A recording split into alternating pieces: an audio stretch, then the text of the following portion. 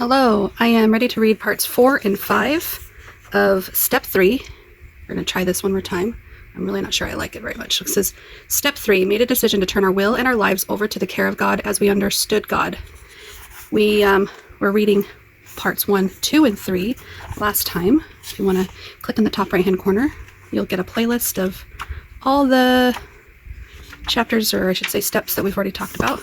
And today we're reading parts 3 and 4. As we understood God and turning it over. And then next time we'll read this good stuff. All right, here we go. This step declares, as we understood God, page 49 of Melody Beattie's Codependents Guide to the 12 Steps. Okay, now I'm ready. As we understood God, this step declares that God is an important part of our recovery and our lives. It also states specifically that we are each free to understand God as we choose. This step is not about religion, although a particular religion may be important in our lives. This step is about coming to terms with a personal relationship with God as we understand and define God. God is not malicious, not punitive, not a trickster, not out to play jokes on us. God may ask us to wait longer than we want, but only if waiting is in our best interests. God knows our hearts, and God understands our healing needs. God understands the good that is waiting around the corner for us, the good that we can't see yet. God sees the benefit in the lessons we're learning, not just the turmoil, which is what we so often focus on. God can help us bring out the healer in ourselves. Turning it over.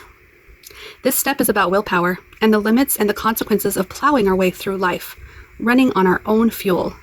Many of us have found that we haven't gotten too far or have not arrived at a destination we liked by using our own will. How can we tell when we're forging ahead on our own steam or when it may be time to surrender? We'll learn. Claire is a teacher, a mother of 2, and divorced. She has attended Al-Anon meetings for 5 years, adult children of alcoholic meetings for 2 years, and CODA meetings for 1.5 years. As I changed, all hell broke loose in my marriage, said Claire. My husband and I began to fight a lot. My changes threatened him. I kept getting better, but the healthier I got, the worse it got at home. I got into a lot of my family stuff, living with him those years I was in recovery. My parents had been emotionally unavailable to me all my life. My husband's stuff was emotionally abusive, but subtle. It was hard to let go of control because I felt that if I did, something bad would happen to me. I didn't know I deserved the good stuff. I talked with a lot of people about getting divorced, and I waited until I was ready. I considered filing for a divorce a real triumph in my recovery. I had no conscious resistance to the steps. When I came to the program, Claire said, basically my recovery happened by this method. I call you up, you tell me what to do, and I will do it. A lot of people tell me that I listened and I did everything I was supposed to. I feel like I really own my life for the first time. My sexuality, my time, my rules, my attention to my kids, my attention to me. I love my job and I'm good at it. It's pretty new still, and I'm still trying to do things 6 months before I'm ready. I'm less angry and resentful, and I'm still accepting the realities of my relationship with my parents.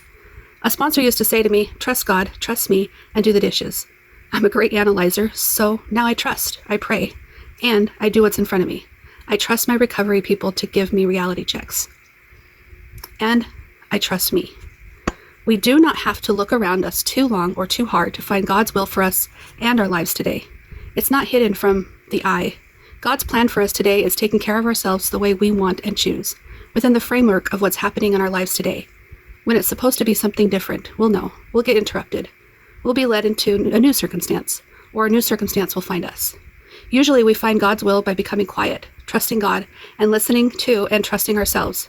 It is a place found in peace and trust, not urgency and intensity. It is by surrendering to the present moment that we reach the next moment in our lives.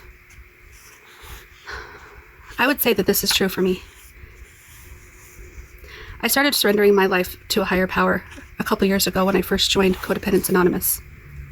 And while I was really hoping for more immediate results, I can look back on the last 2 years and say that this sentence is pretty much me. I feel like I really own my life for the first time. My sexuality, my time, my rules, my attention to my kids, my attention to me. I love my job and I'm good at it. That's pretty much me. And it's not something that I could have said a couple years ago. I'm taking more time for myself. I'm more well-balanced in my mind. I've learned to trust me, and I've learned to trust my higher power.